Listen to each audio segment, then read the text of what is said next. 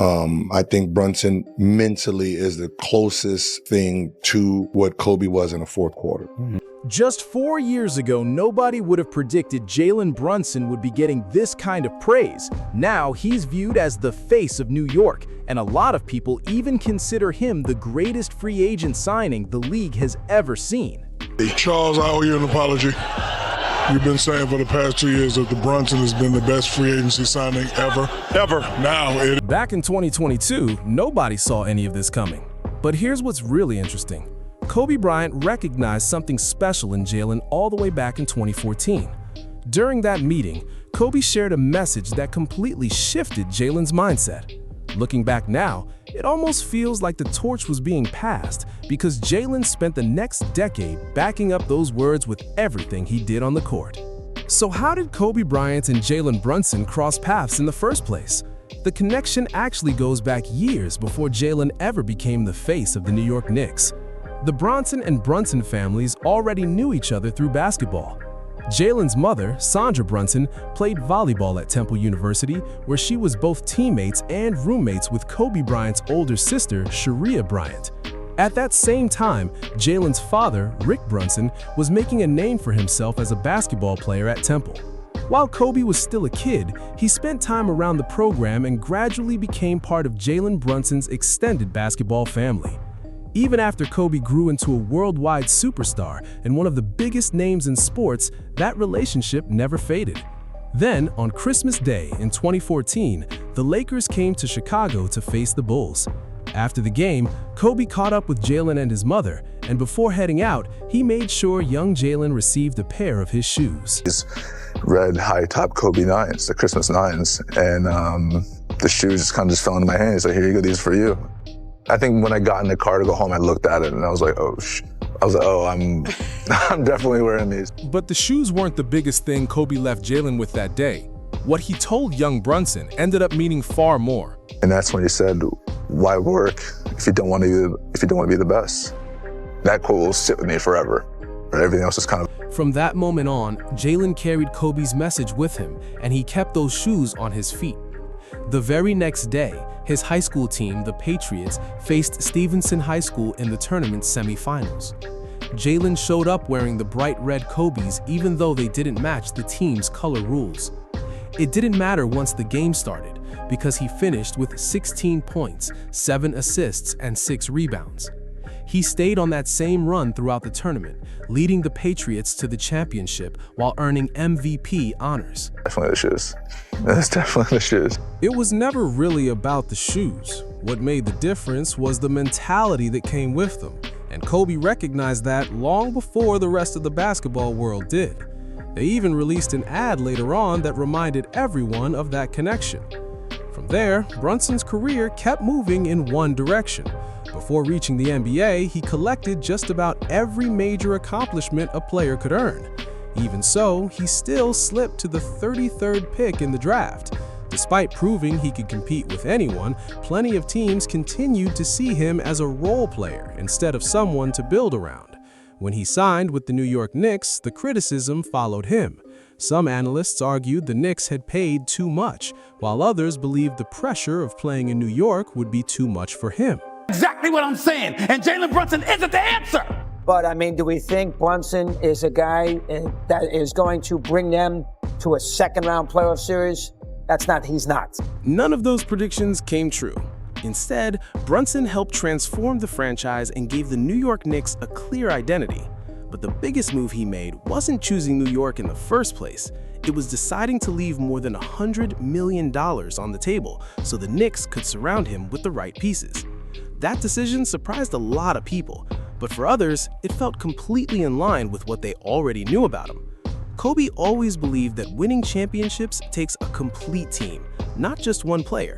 That was the same point he made when criticizing James Harden during his time with the Rockets. I don't think that style is ever going to win championships. The idea that one superstar can carry an entire franchise by himself might be enough to get through the regular season, but it doesn't lead to championships. Brunson understood that, which is why he chose to take less money and give the New York Knicks more flexibility to build the right roster around him. As he kept lifting the franchise to another level, the conversation started going beyond his numbers and scoring. More and more people began drawing comparisons between Brunson and Kobe Bryant, not because they play the same position or have the same skill set, but because of the mindset they bring. They're talking about the mentality that shows itself when the game gets tough and the pressure is at its highest. But man, his confidence in his game, the way he plays, he believes in himself, Mike. He has tremendous confidence. He believes he can shoot threes. He believes he can bully people. That belief in himself has become one of Brunson's signature qualities. He never carries himself like a player who was overlooked in the draft. Instead, he plays with the confidence that he's going to find a way, regardless of who's on the other side. Those are the same traits people always associated with Kobe. But, Brunson has a skill set that is only given to certain type of men. Jordan had it, Kobe had it. I think Brunson mentally is the closest thing to what Kobe was in the fourth quarter. He can be 0 for 20. Next shot's the most in the last 5 minutes, you already know everything went out the window. It is different. Mm-hmm. He's going to go 4 for 5. He's going to put the team on his back. And it's hard to find that. That mentality is what made Kobe such a nightmare to play against. It didn't matter if he'd struggled to shoot all game, because when the final moments arrived, he believed the next possession was his. That's exactly why opposing coaches built entire game plans around stopping him, and even then, it often wasn't enough. Brunson obviously took over at the end, and we started double teaming him and try to do something different. By then, the comparisons had become a lot more obvious. Just listen to what Steve Nash had to say about Jalen Brunson recently. Jalen he's first of all, the number one characteristic for me is, and last year was Clutch Player of the Year. This year, I believe, Shea. Last year was Jalen, is his will to win. What Steve Nash pointed out really matters, because every part of Brunson's game is built on one foundation: his determination to win. His footwork, shot making, and patience all come from that relentless mindset. It's that same competitive drive that, according to LeBron, makes Brunson such a difficult player to defend. I think being a lefty too, when you're that dynamic, it just gives the defense and the defender a little bit more of a head. Those same qualities are what helped Kobe Bryant put together one of the greatest careers the NBA has ever seen. Now, they're also being credited as the reason Jalen Brunson finally delivered a championship to New York after 53 years. Once the Knicks reached the top, the entire conversation around Brunson changed. Charles Barkley went as far as calling him the greatest free agent signing of all time. A lot of people pushed back on that idea at first, but after the championship, it became much harder to argue against it. Charles, I owe you an apology. You've been saying for the past 2 years that the Brunson has been the best free agency signing ever. Now it is. The same player so many teams overlooked on draft night is now the face of one of the most valuable franchises in all of sports. And even after reaching that level, the recognition just kept coming.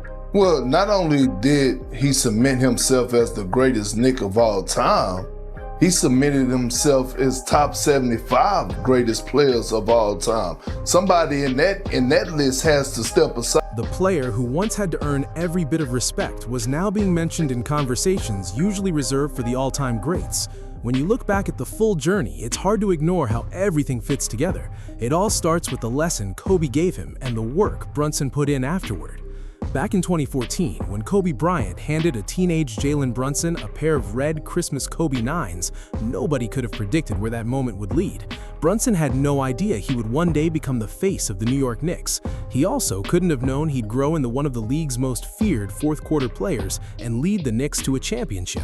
But Kobe recognized the hunger in him and gave him the message he needed to chase greatness.